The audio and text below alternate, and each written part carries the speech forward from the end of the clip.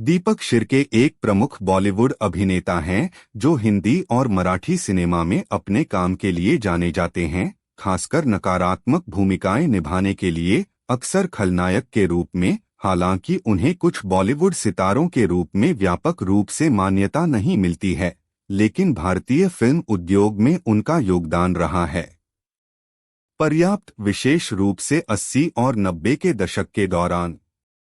दीपक शिर्के भारत के महाराष्ट्र से हैं।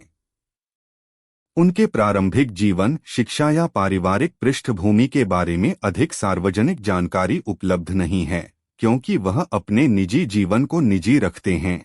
हालांकि यह ज्ञात है कि उन्हें छोटी उम्र से ही अभिनय का शौक था और वह अपनी पहचान बनाना चाहते थे। फिल्म उद्योग में बॉलीवुड में दीपक शिर्के की एंट्री कोई ग्लैमरस नहीं थी। कई अभिनेताओं की तरह जिनका फिल्मी बैकग्राउंड नहीं है, उन्हें पहचान बनाने में कई चुनौतियों का सामना करना पड़ा। उनके करियर के शुरुआती साल छोटी भूमिकाओं से भरे हुए थे। अक्सर उन्हें कोई श्रेय नहीं मिलता था, क्योंकि उन्होंने काम किया था उद्योग में संबंध बनाना कठिन है। उनके अनूठे रूप और मजबूत व्यक्तित्व ने स्वाभाविक रूप से उन्हें प्रतिपक्षी भूमिकाओं के लिए उपयुक्त विकल्प बना दिया, लेकिन इन शक्तियों के साथ भी मुख्यधारा में आना और नियमित काम पाना आसान नहीं था। उन्हें बहुत अस्वीकृति का सामना करना पड़ा और महत्वपूर्ण भूमिकाएं हासिल करने के लिए संघर्ष करना पड़ा। उसे पहचान दिलाएगा।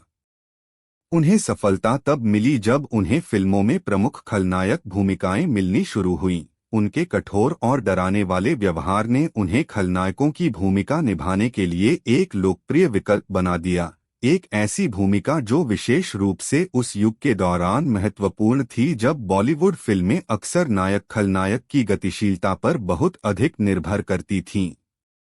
उनकी कुछ उल्लेखनीय फिल्में शामिल हैं।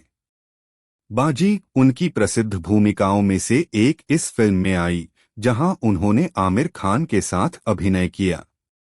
खलनायक यह 90 के दशक की सबसे प्रतिष्ठित बॉलीवुड फिल्मों में से एक थी, जिसमें शिर्के ने संजय दत्त के साथ सहायक भूमिका निभाई थी। जुड़वा सलमान खान अभिनीत इस कॉमेडी फिल्म में शिर्के ने एक उल्लेखनीय खलनायक की भूमिका निभाई, जिसने उनकी लोकप्रियता में योगदान दिया। वह मराठी फिल्मों और थिएटर प्रस्तुतियों में भी दिखाई दिए, जहां उनके प्रदर्शन को समान रूप से सराहा गया। जबकि शिर्के को मुख्य रूप से खलनायकों की भूमिका निभाने के लिए जाना जाता है, उन्होंने हिंदी और मराठी दोनों फिल्मों में चरित्र भूमिकाएं निभाकर अपनी बहुमुखी प्रतिभा का प्रदर्शन किया है। एक खतरनाक प्रतिद्वंद्वी से एक जमीनी चरित्र अभिनेता के रूप में सहजता से बदलाव करने की उनकी क्षमता उन कारणों में से एक है जिसके लिए वह उद्योग में एक लंबा कैरियर बनाए रखने में सक्षम। सुर्खियों में रहने के बावजूद दीपक शिर्के ने अपने परिवार और निजी जीवन को लोगों की नज़रों से दूर रखा है। उनकी पत्नी या बच्चों के बारे में बहुत कम जानकारी है, क्योंकि वह अपने जीवन के इन पहलुओं को निजी रखना पसंद करते हैं। हालांकि उनकी लोकप्रियता 90 के दशक में चरम पर थी। दीपक शिर्के ने 2000 के दशक में भी फिल्मों में काम करना जारी रखा। हालांकि उनकी भूमिकाएं अधिक छिटपुट हो गईं, उन्होंने अपना ध्यान मराठी सिनेमा की ओर स्थानांतरित कर दिया, जहां उन्हें एक अनुभवी अभिनेता के रूप में सफलता और सम्मान मिला। बॉलीवुड में शुरुआती संघर्षों के बावजूद शिर्के ने अपनी एक अलग पहचान बनाई है, खासकर उस दौर में खलनायक की भूमिकाएं निभाने वाले अभिनेताओं में से एक के रूप में, जब ऐसे किरदार किसी फिल्म की सफलता के लिए महत्वपूर्ण होते थे।